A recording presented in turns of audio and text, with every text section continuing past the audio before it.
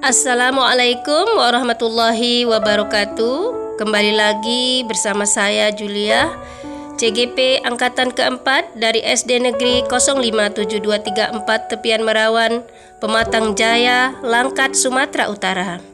Baiklah, pada kesempatan ini saya akan menampilkan aksi nyata saya pada modul 1.4.A.10.1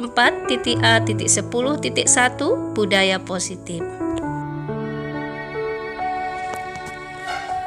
Namun sebelumnya saya akan mengutip pelajaran dari Bapak Ki Hajar Dewantara, yaitu setiap orang menjadi guru, setiap rumah menjadi sekolah.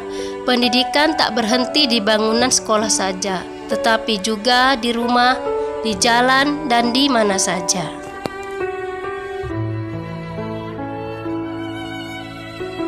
Selanjutnya, ucapan terima kasih saya yang setinggi-tingginya kepada Ibu Fasilitator dan Bapak Pengajar Praktik yang telah memberikan dukungan dan membimbing saya untuk melaksanakan aksi nyata ini.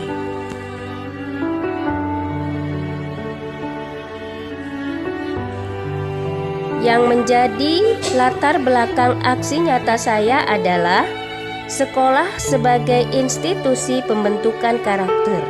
Makna pendidikan menurut Ki Hajar Dewantara adalah menuntun segala kodrat yang ada pada anak agar dapat mencapai keselamatan dan kebahagiaan yang setinggi-tingginya, baik sebagai manusia maupun sebagai anggota masyarakat. Untuk mewujudkan hal tersebut, penting sekali penerapan budaya positif sekolah dalam kebiasaan sehari-hari sebagai salah satu langkah untuk mencapai tujuan menciptakan profil pelajar Pancasila.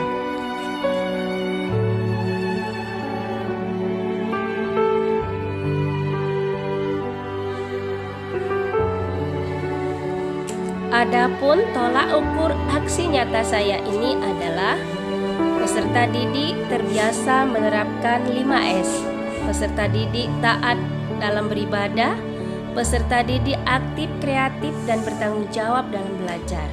Peserta didik peduli dan mencintai kebersihan lingkungan. Peserta didik toleran dan saling menghormati. Peserta didik hidup sehat, berpakaian bersih dan rapi. Lini masa aksi nyata saya adalah penerapan budaya 5S. Ini sudah mulai berjalan. Taat dalam beribadah merupakan program jangka panjang. Aktif, kreatif, dan bertanggung jawab dalam belajar ini juga sudah mulai berjalan. Peduli dan mencintai kebersihan lingkungan ini merupakan program rutin. Toleransi dan saling hormat menghormati juga merupakan program rutin. Hidup sehat, berpakaian rapi dan bersih juga merupakan program rutin.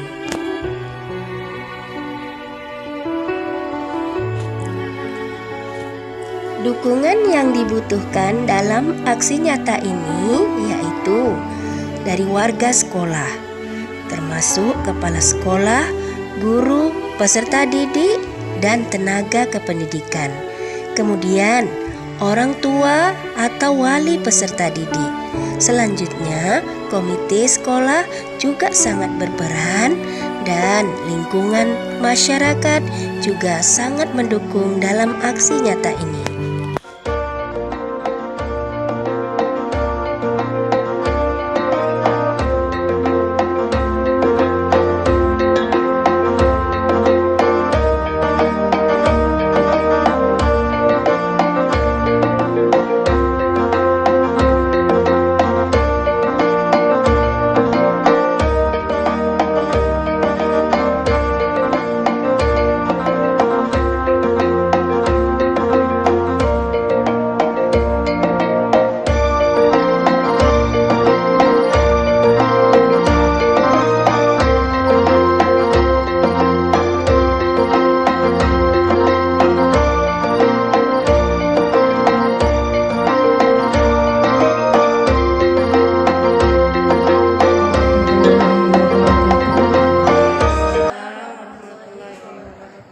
Alhamdulillahirabbil alamin. Assalatu wassalamu ala asrofil anbiya'i wal mursalin wa ala alihi wa sahbihi ajma'in. Puji dan syukur marilah kita panjatkan kehadirat Allah Subhanahu wa taala yang telah memberi kita nikmat sehingga kita dapat berkumpul di sekolah ini, tepatnya di SD Negeri 057234 Tepian Merawan. Yang saya hormati Ibu Kepala Sekolah SD Negeri 057234 Tepian Merawan atau yang mewakili. Yang saya hormati Bapak Pengawas tingkat SD sekecamatan Pematang Jaya. Yang saya hormati Ibu CGP, Ibu Julia SPDSD, dan beserta Ibu para Dewan Guru yang kami hormati. Marilah kita masuki acara sambutan kita yang pertama, yaitu kata sambutan dari Kepala Sekolah SD Negeri 057234 Tepian Merawan atau yang mewakili. Kepada Ibu waktu dan tempat dipersilakan. Assalamualaikum warahmatullahi wabarakatuh. Waalaikumsalam warahmatullahi wabarakatuh. Bismillahirrahmanirrahim. Alhamdulillahirabbil alamin. Wassalatu wassalamu ala asrafil anbiya'i wal mursalin wa ala alihi wa sahbihi rasulillahi ajma'in. Pertama-tama marilah kita panjatkan puji dan syukur kita kehadirat Allah Subhanahu wa taala yang telah memberikan kita rahmat serta hidayah sehingga kita dapat berkumpul di sekolah kita ini yang tercinta. Salam beserta salam marilah kita sanjungkan ke pangkuan Nabi besar Muhammad sallallahu alaihi wasallam beserta keluarga dan sahabatnya sekalian. Di sini yang saya hormati Bapak Pengawas tingkat SD Kecamatan Pematang Jaya, Kabupaten Langkat, dan yang saya hormati Bapak dan Ibu Dewan Guru yang hadir pada kesempatan hari ini. Beristimewa kepada Ibu CGP kita yaitu Ibu Julia SPDSD. Terima kasih saya ucapkan kepada Dewan Guru semuanya yang telah datang untuk memperdalam pengetahuan tentang pendidikan, khususnya tentang budaya positif. Saya juga mengucapkan banyak terima kasih kepada CGP yang telah banyak beri contoh khususnya tentang budaya positif di sekolah kita ini. Ya, dengan adanya pemaparan tentang budaya positif ini kita dapat meningkatkan kualitas pendidikan di sekolah kita ke arah yang lebih baik. Saya berharap dengan adanya pengimbasan ini kita para Dewan Guru benar-benar mengadakan perubahan tentang pendidikan supaya pendidikan yang ada di sekolah kita ini lebih berkualitas. Demikianlah yang dapat saya sampaikan, lebih dan kurang saya mohon maaf dan saya sudahi dengan wabillahi taufiq wal hidayah. Wassalamualaikum warahmatullahi wabarakatuh. Waalaikumsalam warahmatullahi wabarakatuh. Ya, kami ucapkan terima kasih kepada Ibu Kepala Sekolah atas sambutan ini. Baiklah, kita masuki acara yang kedua, yaitu kata sambutan dari Bapak Pengawas tingkat SD sekecamatan Pematang Jaya. Kepada Bapak, waktu dan tempat kami si buah lakum, jangan buah dibelah-belah. Kami ucapkan assalamualaikum seiring dengan lafaz bismillah. Puji serta syukur kita panjatkan kehadirat Allah Subhanahu wa taala. Sampai saat ini Allah masih memberikan umur kepada kita bersama untuk menata kehidupan dalam proses pendidikan di negara Republik Indonesia. Salawat beriringkan salam kita persembahkan kehadiran baginda Rasulullah Sallallahu Alaihi Wasallam beserta sahabat dan keluarga beliau. Insya Allah dunia dan di akhirat kelak kita bersama akan mendapat syafaat daripadanya. Alhamdulillah pada saat ini di SD 057234 Tepian Merawan, Kecamatan Pematang Jaya, Kabupaten Langkat, telah terjadi pengimbasan calon guru penggerak. Alhamdulillah pada saat ini juga telah kita saksikan bersama di sekolah SD 057234 Tepian Merawan telah terjadi perubahan yang sangat signifikan, yaitu perubahan ke arah positif. Budaya-budaya yang dulunya tidak baik sekarang sudah diarahkan oleh guru bersama dengan kepala sekolahnya yang cukup baik. Sehingga dengan proses pembentukan pelajar Pancasila dengan budaya positif dapat meningkatkan proses pembelajaran di sekolah tersebut. Saat ini dapat disaksikan bahwasanya sekolah-sekolah baik proses pembelajaran di dalam kelas. Selanjutnya kita saksikan juga halaman-halaman sekolah yang begitu indah dan cantik dapat meningkatkan proses belajar mengajar yang akhirnya nanti dapat menciptakan murid-murid yang berkualitas guna untuk menyongsong masa pertumbuhan negara Republik Indonesia ke depan. Demikian himbauan saya dari pengawas SD Kecamatan Pematang Jaya, Kabupaten Langkat. Mudah-mudahan kita berada dalam lindungan Allah Subhanahu wa taala. Ila lika masalamah, billahi taufik wal hidayah. Assalamualaikum warahmatullahi wabarakatuh. Pematang Jaya, kami ucapkan terima kasih. Kita masuki acara yang ketiga, yaitu pengibasan kegiatan pengibasan modul 1.4 budaya positif yang akan disampaikan oleh Ibu Juliah SPDSD kepada Ibu Wakil Depan kami persilakan. Assalamualaikum warahmatullahi wabarakatuh. Waalaikumsalam warahmatullahi wabarakatuh. Bismillahirrahmanirrahim. Alhamdulillahilladzi arsala rasulahu bil huda wa dinil haqq liyudhhirahu 'ala dini kullihi wa kafaa billahi syahida abada. Yang saya hormati Bapak Pengawas Tingkat SD Kecamatan Pematang Jaya yang turut hadir dalam acara ini. Kemudian yang saya hormati Ibu yang mewakili Kepala Sekolah SD Negeri 057234 Tegal. Dan yang saya banggakan Bapak Ibu Dewan Guru yang hari ini telah menyempatkan waktunya untuk mendengarkan pemaparan tentang budaya positif. Bapak Ibu hadirin yang saya muliakan, marilah kita bersyukur kepada Allah Subhanahu wa taala yang senantiasa melimpahkan hidayah dan karunia-Nya sehingga kita dapat menjalankan aktivitas sehari-hari dengan baik dan sempurna. Semua itu kita persembahkan sebagai bentuk pengabdian yang dapat kita sumbangkan kepada agama, negara dan bangsa.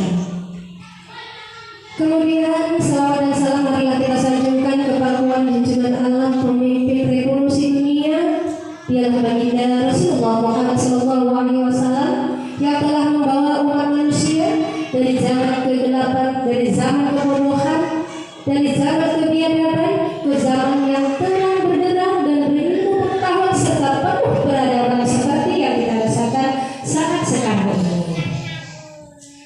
Baiklah, Bapak Ibu hadirin sekalian, di sini izinkanlah saya melakukan kegiatan pengibasan tentang modul 1.4 yaitu tentang budaya positif. Namun sebelumnya, Marilah kita mengingat kembali tokoh nasional Indonesia di bidang pendidikan, yaitu Bapak Ki Hajar Dewantara. Beliaulah yang telah merintis mengadakan perubahan pendidikan dari masa kolonial Belanda yang pada waktu itu kita tidak bebas mendapatkan pendidikan, dan sekarang kita sudah merasakan pemerataan pendidikan bersama-sama di masa kini. Bagaimanakah pendidikan di masa kolonial Belanda? Marilah kita simak pemaparan berikut ini. yang bisa mengikuti pendidikan itu hanya golongan bangsawan. Kemudian orang-orang yang tertentu itu yang akan dipekerjakan sebagai pegawai pemerintah Belanda. Jadi kita tidak bebas. Nah, Bapak Ki Hajar Dewantara ini yang merintis mengadakan perubahan sehingga dia mendirikan taman siswa dan seluruh rakyat Indonesia berhak memperoleh pendidikan. Nah, selanjutnya Bapak filosofi pemikiran.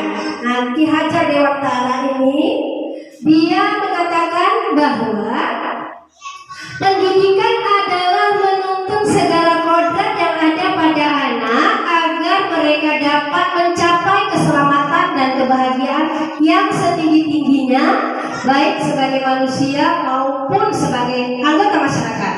Jadi dia berpikir, kenapa harus mereka saja yang dididik, kenapa yang lain tidak? Jadi Ki Hajar Dewantara yang memikirkan hal itu, maka dia dikenal sebagai tokoh pendidikan nasional. Kemudian dia memiliki semboyan yang terkenal, yaitu Engarso Songkolodo.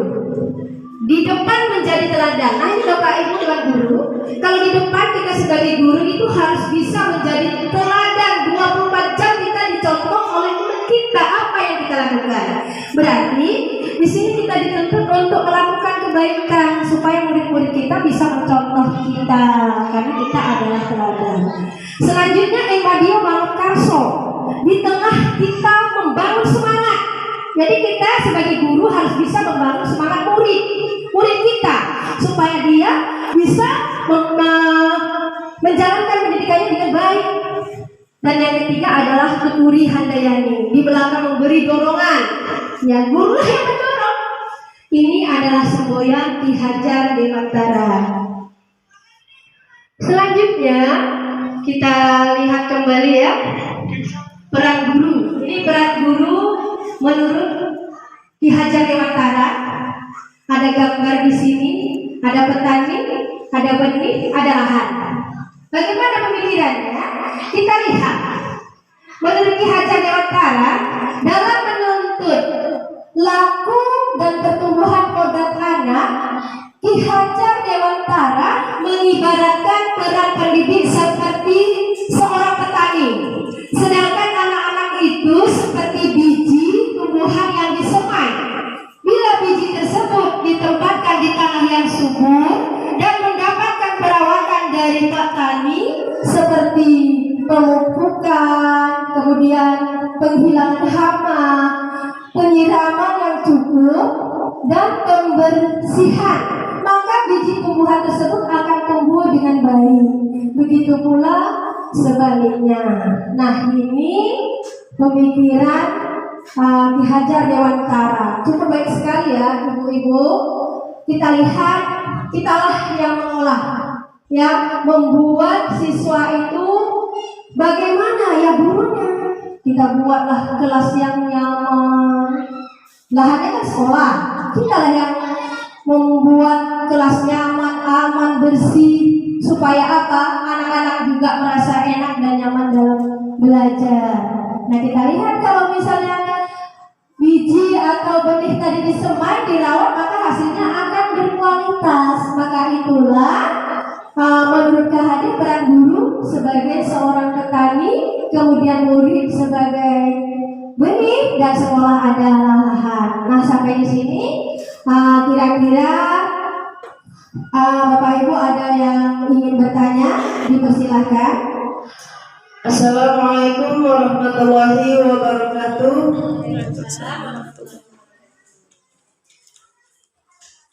Dari penjelasan Ibu yang saya dengar tadi tentang guru diibaratkan sebagai seorang petani, sekolah adalah lahan, dan murid sebagai benih yang kita semai. Pertanyaan saya, bagaimana cara penerapannya supaya pendidikan ini berhasil sesuai dengan yang kita harapkan? Ini kepada Ibu Nina Rusdiana, pertanyaannya sangat bagus sekali ya, tentang peran guru menurut KHD ya. Guru sebagai petani, siswa sebagai benih, kemudian sekolah adalah lahan. Bagaimana caranya supaya pendidikan kita itu berhasil sesuai dengan yang kita harapkan. Nah, ini dalam pengibasan ini sebentar lagi akan saya paparkan bagaimana cara menuju yang Ibu maksud ya, nanti akan sampai ke situ. Nah, bagaimana cara kita untuk menanamkan budaya positif di sekolah supaya pendidikan kita berhasil. Ya, kitalah yang mengolah, nanti ada caranya. Nah, kita lihat slogan ya oleh Bapak Menteri Nadiem Makarim mengatakan bahwa kami mengupayakan transformasi sistem pendidikan melalui Merdeka Belajar untuk menjadikan pendidikan yang lebih adaptif.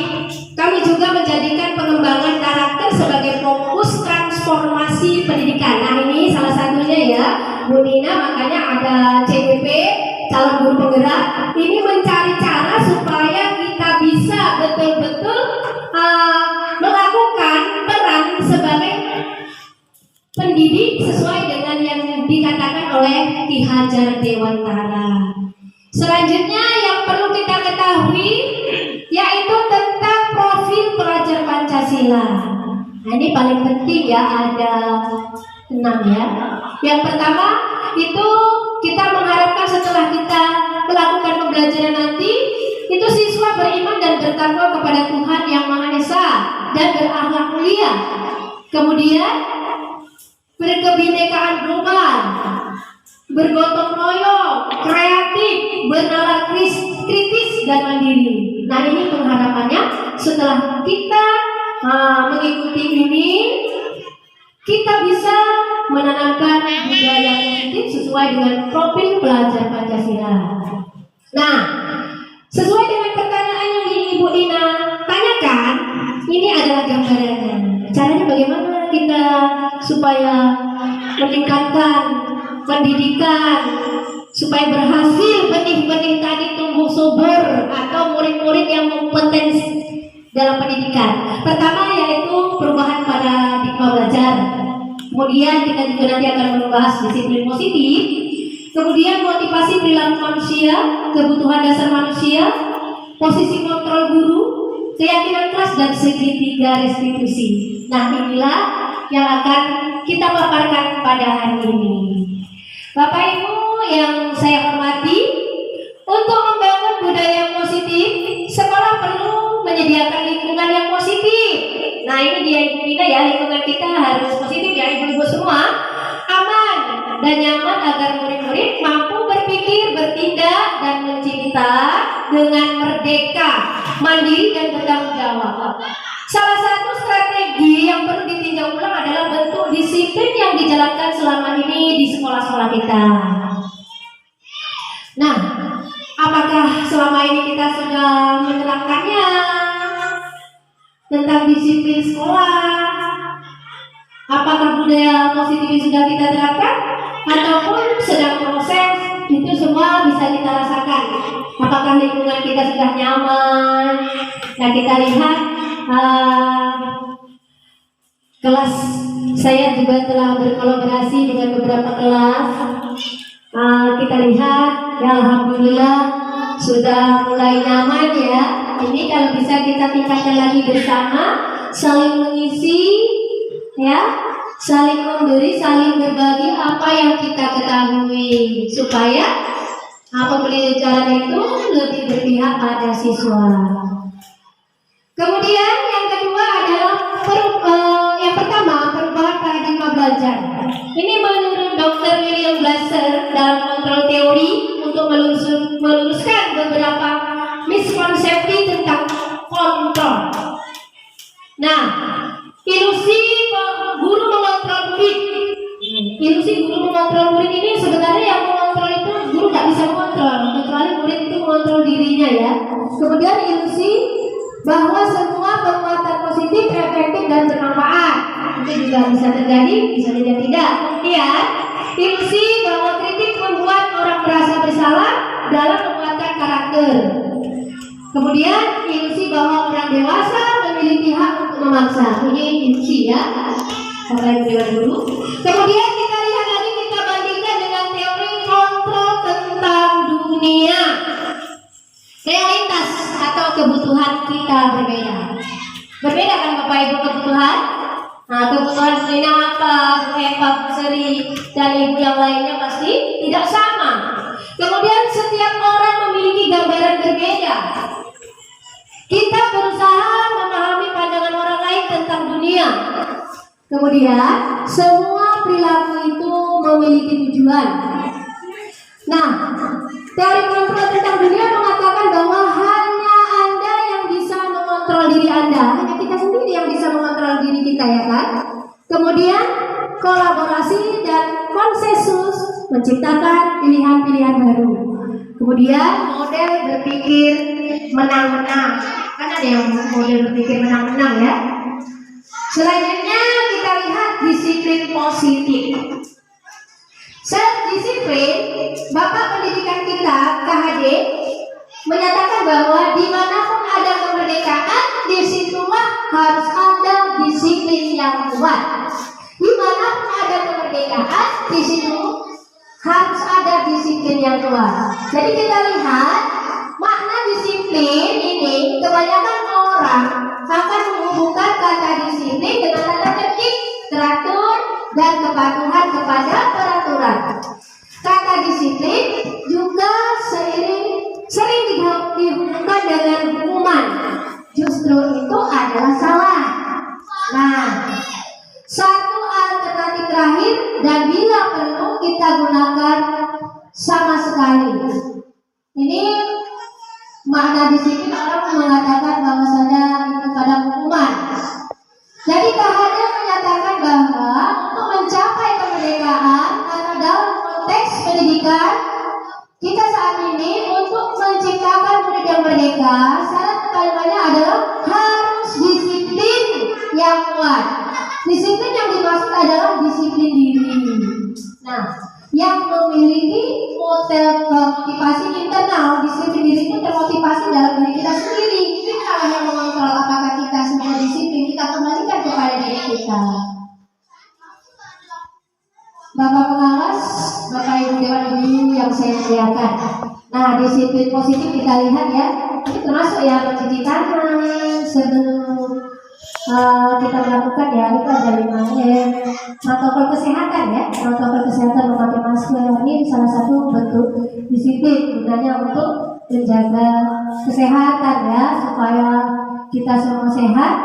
Di sini untuk menghadapi COVID-19 ini contoh disiplin positif. Kemudian motivasi perilaku manusia. Menurut Diana Dosen dalam bukunya Restructuring School Discipline, menetapkan ada 3 alasan motivasi perilaku manusia. Nah ini ya Bapak Ibu sekalian, yang pertama untuk menghindari ketidaknyamanan atau hukuman. Ini adalah tingkat rendah dari motivasi perilaku manusia, yaitu untuk menghindari ketidaknyamanan atau hukuman. Yang kedua, untuk mendapat imbalan atau penghargaan dari orang lain. Dan yang ketiga, untuk menjadi orang yang mereka inginkan dan menghargai diri sendiri dengan nilai-nilai yang mereka percaya. Inilah yang disebut dengan motivasi intrinsik dan dalam ya. Selanjutnya ada cara lagi ya. Kita harus mengetahui kebutuhan dasar manusia. Ibu Eva, kita ambil contoh ya Ibu Eva aja ya di sini. Ibu Eva adalah guru kelas 5 SMP Tepian Merawan sedang bingung menghadapi ulah salah satu murid di kelasnya, yaitu Dodi. Beberapa anak di kelas 5 telah datang padanya dan mengeluhkan Dodi seringkali meminta bekal makan siang mereka dengan cara memaksa. Nah ini dia. Jika Anda menghadapi situasi seperti Ibu Eva, apa yang akan Anda lakukan?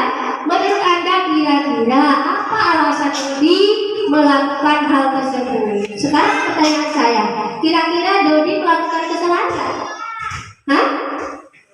Melakukan. Nah, bagaimana kita apabila ada murid melakukan kesalahan? Kita harus mengetahui dulu sebabnya, sebab kebutuhan manusia itu berbeda, terutama kebutuhan dasar manusia. Apa saja sih kebutuhan dasar manusia? Kita lihat ada 5 kebutuhan dasar. Yang pertama, kebutuhan bertahan hidup. Yang kedua, cinta dan kasih sayang, kebutuhan untuk diterima. Ketiga, penguasaan atau kebutuhan pengakuan atas kemampuan. Yang keempat, kebebasan, kebutuhan akan pilihan. Yang kelima, kesenangan atau kebutuhan untuk merasa senang. Inilah yang harus kita perhatikan dari kebutuhan-kebutuhan dasar. Nah, kita lihat, kita koreksi lagi tentang kebutuhan bertahan hidup. Dalam kasus Dodi tersebut, apabila jawaban Dodi ketika ditanya oleh Ibu Eva adalah karena dia lapar dan orang tuanya tidak membawakan bekal makan siang, maka kebutuhan dasarnya itu yang sedang berusaha dipenuhi Dodi adalah kebutuhan apa, Bapak Ibu sekalian? Tadi kan ada kebutuhan bertahan hidup, kebutuhan kasih sayang, dia karena lapar, berarti kebutuhan apa beda?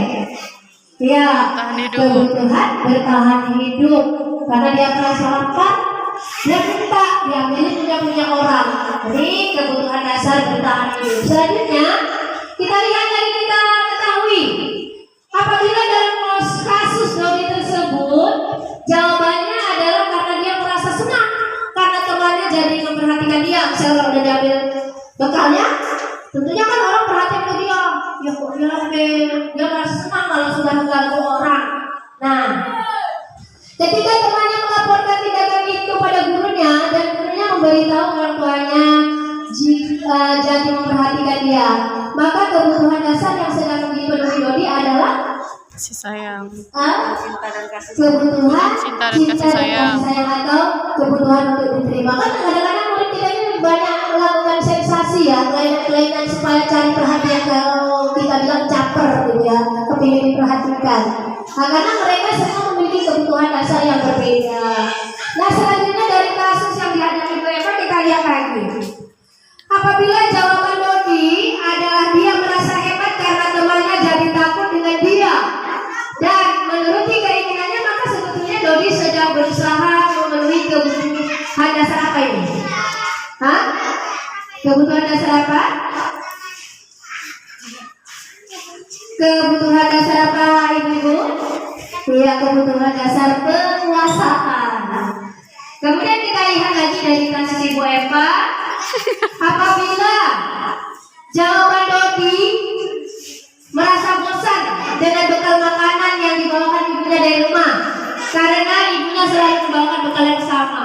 Oleh karena itu, dia ingin mencoba makan makanan ibunya temannya. Tiap hari dibawain super mie aja. Bosan dia, pala dia. Kawannya bagikan siapa? Ambilnya punya teman. Dia bosan dengan kebiasaan dia yang selalu dibawain itu aja dari rumahnya. Berarti kebutuhan apa yang diinginkan oleh Dodi? Kebutuhan apa itu? Iya, kebebasan. Dia ingin bebas. Maunya setiap hari beda-beda. Inilah kebutuhan dasar. Nah, Bapak Ibu yang saya hormati, kemudian apabila Dodi menjawab karena iseng saja, ia menikmati ekspresi teman-temannya yang kesal karena diambil makanannya, dan menurut dia ekspresi teman-temannya itu lucu kalau heboh kehilangannya, senang dia. Tuh kan sibuk dia makanannya hilang, cari sensasi dia. Heboh, makanan temannya nggak pernah kan? Kita lihat di kulit kita ada sesuatu yang diambil, kemudian dia gelisah, kadang ada yang nangis. Nah, yang mengganggu tadi merasa senang. Jadi kebutuhan dasarnya kira-kira kebutuhan apa yang dibutuhkan tadi? Iya, kesenangan. Jadi saya lihat ibu-ibu sudah paham. Nah, mungkin nanti ibu-ibu ada yang beda pendapat dengan apa yang saya sampaikan, ya itu wajar. Nah, mungkin ya, karena di sini kita juga curhat pendapat bisa di dalam ini. Selanjutnya kita lihat dengan posisi kontrol guru. Nah, Bapak Ibu yang saya hormati, ada guru penghukum, ada guru pembuat orang merasa bersalah, ada guru teman, guru monitor atau pemantau, dan guru manajer. Nah, guru penghukum adalah seorang penghukum bisa menggunakan hukuman fisik atau verbal. Kita nanti akan klasifikasikan, kelompokkan mana yang dikatakan gagal ataupun berhasil. Kemudian guru membuat orang merasa bersalah. Ini biasanya guru akan bersuara lebih lembut, menyindir ya. Kemudian guru akan sebagai teman ya. Kalau guru sebagai teman ini pada posisi tidak akan menyakiti murid, namun akan persuasi, ini guru teman. Kemudian guru monitor atau pemantau. Ini pada saat kita mengawasi, kita bertanggung jawab atas perilaku orang-orang yang kita awasi. Yang terakhir adalah guru manajer.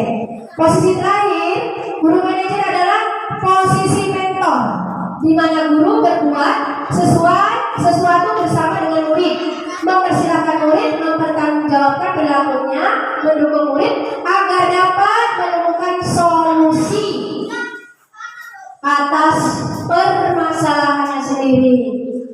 Kita lihat sama-sama ya Bapak Ibu ya. Itu tadi posisi kontrol guru. Kira-kira kita sadari kita di posisi yang mana setelah ini? Setelah kita lihat ya, ada motivasi, kemudian ada motivasi eksternal dan motivasi intrinsik. Nah, dari posisi kontrol guru ini ada yang dikatakan identitas gagal. Kemudian ada juga yang dikatakan identitas sukses atau berhasil. Identitas gagal ini kalau guru itu penghukum dan membuat orang merasa bersalah.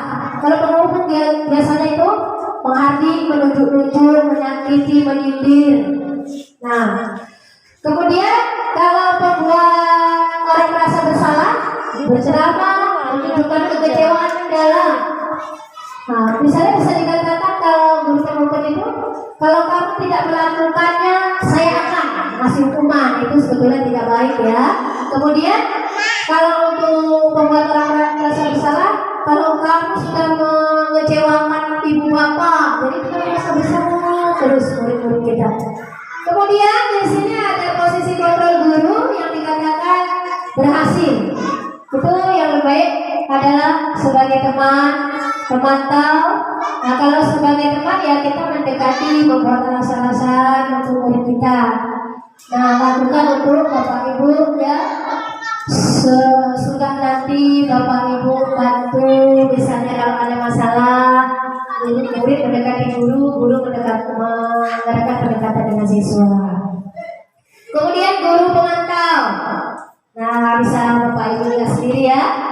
Nah, dibaca. Kemudian di sini ada yang istimewa adalah guru manajer.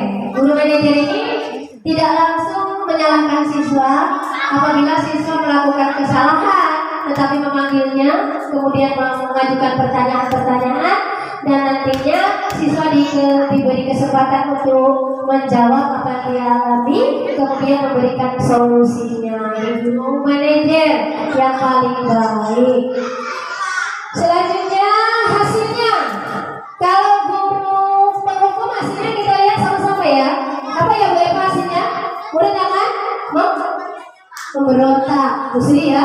Murid akan dendam, menyalahkan orang lain. Nah, misalnya saya tidak peduli. Mau dihukum terserah, saya tidak peduli begitu ya. Kemudian dampaknya, dia pasti akan mengulangi kesalahan-kesalahan lagi. Bagaimana dengan membuat orang lain merasa bersalah? Itu menyembunyikan, kadang-kadang menyangkal, kadang berbohong. Ujung-ujungnya maafkan saya, besok lagi ulang lagi. Nah, kemudian murid merasa rendah diri, merasa gagal dan tidak berharga. Dan ini yang dikatakan dengan identitas gagal. Nah, hasil dari identitas yang berhasil itu ada ketergantungan ya di posisi guru teman. Tergantung ya, kadang-kadang kalau kita memposisikan guru sebagai teman, kadang-kadang dia melunjak. Saking dekatnya teman ada, jadi kita lihat bisa juga dipantau. Kemudian lagi kita lebih baik manajer. Kalau manajer ini sudah diteliti bahwasanya keberhasilan akan berhasil sesuai dengan yang ditanyakan Ibu Ina tadi ya. Ini kita lihat dari posisi kontrol guru. Guru mengevaluasi bagaimana menjadi diri yang lebih baik, sama-sama mendekati, tidak perlu dengan hukuman kekerasan. Nah, ini adalah keyakinan kelas. Nah, beberapa hari yang lalu saya juga telah berkolaborasi dengan beberapa kelas, ya, berkolaborasi dengan guru kelas untuk membuat kesepakatan kelas. Setelah saya buat kesepakatan kelas di kelas saya, kemudian kita lihat keyakinan kelas ini bersifat lebih abstrak daripada peraturan yang lebih rinci, konkret. Kemudian berupa pernyataan-pernyataan universal. Pernyataannya senantiasa dibuat dalam bentuk positif. Hendaknya tidak terlalu banyak sehingga mudah dipahami oleh siswa kalau kita buat kesepakatan kelas ya. Kemudian sebaiknya sesuatu yang dapat diterapkan di lingkungan tersebut. Semua warga kelas hendaknya ikut berkontribusi dalam pembuatan keyakinan kelas lewat curhat pendapat. Kemudian bersedia meninjau kembali keyakinan kelas dari waktu ke waktu. Nah, setiap tindakan atau perilaku yang kita lakukan di dalam kelas dapat menentukan terciptanya sebuah lingkungan positif. Perilaku warga kelas tersebut menjadi sebuah kebiasaan yang akhirnya membawa sebuah budaya positif. Nah, para dewan guru, inilah kalau kita sudah membuat kesepakatan kelas atau keyakinan kelas kita patuhi bersama, itu salah satu untuk menciptakan budaya positif dan nantinya akan menghasilkan pendidikan yang lebih baik dan berkualitas dan tentunya lebih berpihak pada siswa.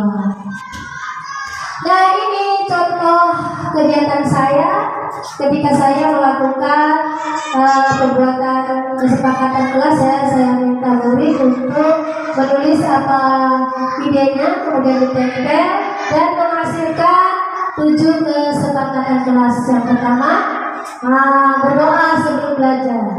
Nah, berarti kalau nggak berdoa nggak sepakat deh, nggak baik. Kemudian menjaga kebersihan. Nah, berarti menjaga kebersihan di kelas, kemudian di lingkungan, saling menyayangi, berarti tidak boleh mengganggu teman, kita semua sama saling sayang. Kemudian mengerjakan tugas tepat waktu, kelas nyaman, menjaga kesehatan, menghargai orang lain. Ini salah satu contoh ya Bapak Ibu. Selanjutnya yang terakhir, mungkin Bapak Ibu ada jenuh ya. Ini trik 3 mengatasi bagaimana cara menerapkan pendidikan ke anak supaya hasilnya lebih baik, yaitu penerapan segitiga restitusi. Nah, di dalam penerapan segitiga restitusi ini kita lihat ada validasi tindakan yang salah, kemudian menstabilkan identitas dan menanyakan keyakinan kelas. Misalnya kita menghadapi anak yang terlambat sekolah ataupun tidak mengerjakan PR atau berkelahi, ini kita bisa memakai segitiga restitusi. Pertama, kita panggil dulu ya anak tersebut, kita kasih pertanyaan dulu, mengapa kamu melakukan hal tersebut? Pasti nanti siswa akan menjawab. Nah, kita beri kesempatan dia mengutarakan pendapatnya kenapa dia bisa datang terlambat misalnya, atau dia tidak mengerjakan PR, mengganggu teman, kita kasih kesempatan dia. Kemudian setelah dia menjawab misalnya apa pendapatnya, kita hargai, kemudian kita adakan menstabilkan identitas, kita menanyakan keyakinan, kira-kira yang dilakukan itu sesuai nggak dengan keyakinan kelas. Nah, kalau tidak sesuai, kita tanyakan apa yang mestinya kita harus lakukan, kita harus ngapain menurut anak tersebut. Kita tanya apa sama anak kita, apa sih yang mesti kamu lakukan untuk menyatakan atau memperbaiki kesalahanmu. Pasti anak kita akan memberi alasan, dan guru juga bisa menuntun, memberi pengarahan supaya siswa kita itu memperbaiki dirinya dengan keadaan tidak terpaksa. Kalau tidak terpaksa, maka hasilnya itu akan tertanam di hati, kemudian dia tidak mau mengulangi lagi karena apa, sudah sadar. Bapak Ibu Dewan Guru yang saya hormati, inilah seputar dari pengimbasan yang harus saya berikan kepada ibu-ibu sekalian tentang budaya positif. Semoga nantinya akan membawa ke arah yang lebih positif lagi di sekolah kita, terutama menata kelas supaya lebih berpihak pada siswa. Jadi sebagai oleh-oleh dari saya akan menciptakan lagu yaitu tentang profil pelajar Pancasila. Kalau kita sudah hafal profilnya, tentu kita nanti kedepannya akan gampang berbicara. Ya, saya kenalkan nanti bisa saya kirim melalui YouTube ya, Bapak Ibu bisa belajar. Dan mulia berkebinekaan lokal bergotong royong kreatif bernalar kritis serta mandiri. Itulah profil pelajar Pancasila, pemikiran filosofi Ki Hajar Dewantara, Bapak Pendidikan Indonesia yang sungguh luar biasa. Inarso sepenuhnya imadyo mangunkarsa tuturi handayani, itulah semboyannya. Marilah kita laksanakan bersama agar Indonesia maju jaya. Itu adalah oleh-oleh dari saya. Terima kasih saya ucapkan kepada Bapak Pengawas, kemudian Ibu yang mewakili kepala sekolah, beserta rekan-rekan guru sekalian, khususnya di SD Negeri 057234 Opiangan.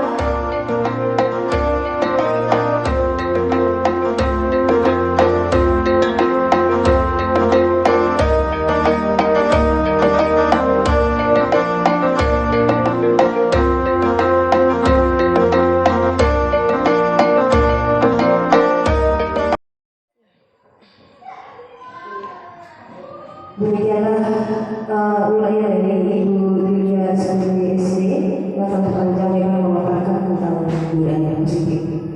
Sekarang dipersilakan kepada Bapak Ibu Dewan Guru untuk memberikan pertanyaan barangkali kurang paham ataupun tanggapan kepada yang memberi tanggapan, dipersilakan.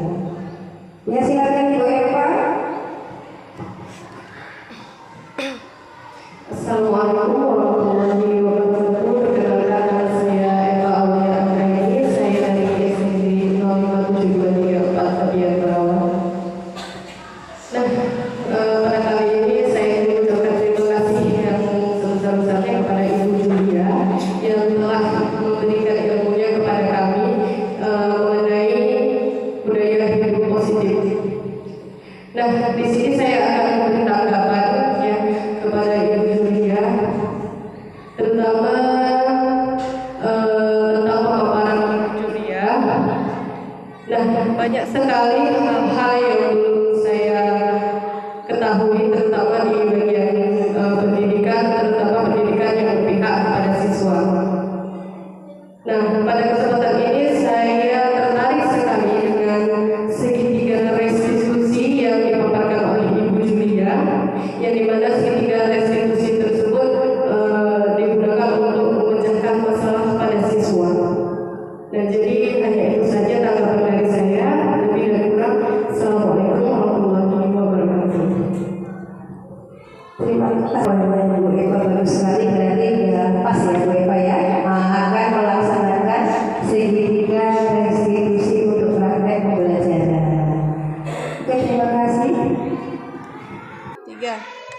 Ya, barangkali ada dari guru lain atau Ibu Nina tadi yang bertanya bagaimana setelah dipaparkan oleh Julia, kira-kira ada bagaimana apakah sudah jelas atau belum jelas atau gimana? Dipersilakan Bu Nina. Assalamualaikum warahmatullahi wabarakatuh. Perkenalkan, nama saya Nina Rusiana, guru SD Negeri 057234 Tepian Merawang, mengucapkan banyak terima kasih kepada Ibu Julia yang telah memberikan pemaparan panjang lebar tentang budaya positif, yang akhirnya saya mulai mengerti tentang peranan kita sebagai guru. Jika kita telah memahami budaya positif dan menerapkan dalam pendidikan, tentunya pendidikan akan berhasil sesuai dengan yang kita harapkan. Demikianlah dari saya. Assalamualaikum warahmatullahi wabarakatuh. Ya, terima kasih kepada Ibu Nina dan guru lain ya. Mungkin semua sudah pada paham. Jadi untuk sesi curhat dan tanggapan kita tadi sampai sini dan kita tutup sesi ini. Saya sampaikan Assalamualaikum warahmatullahi wabarakatuh.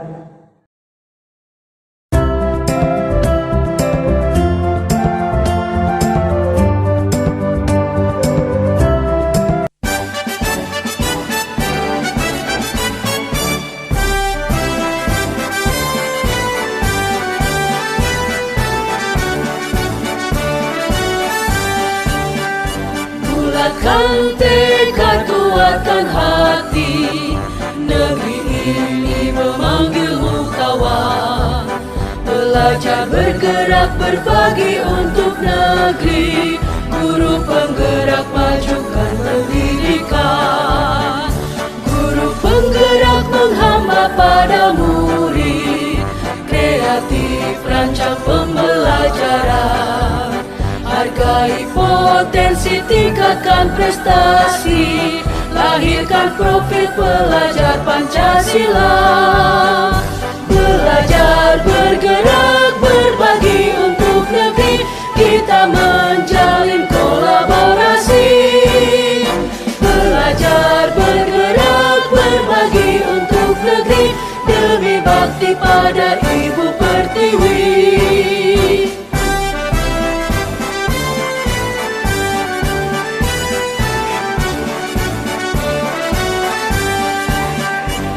Bulatkan tekad, kuatkan hati, negeri ini memanggilmu kawan. Belajar bergerak berbagi untuk negeri, guru penggerak majukan pendidikan. Guru penggerak menghamba pada murid, kreatif rancang pembelajaran. Hargai potensi, tingkatkan prestasi, lahirkan profil pelajar Pancasila. Belajar bergerak berbagi untuk negeri, kita menjalin kolaborasi.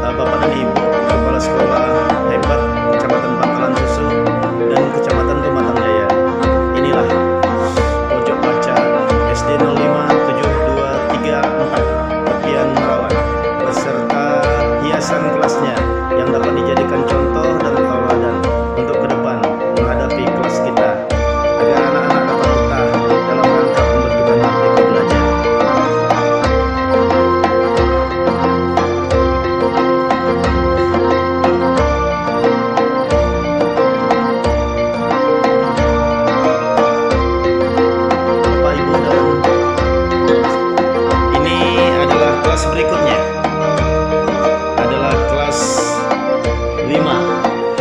Alhamdulillah, walaupun sekolahnya jauh dari keramaian kota, namun gurunya dapat berekreasi dengan baik untuk menciptakan kelas yang baik agar anak-anak dapat betah belajar.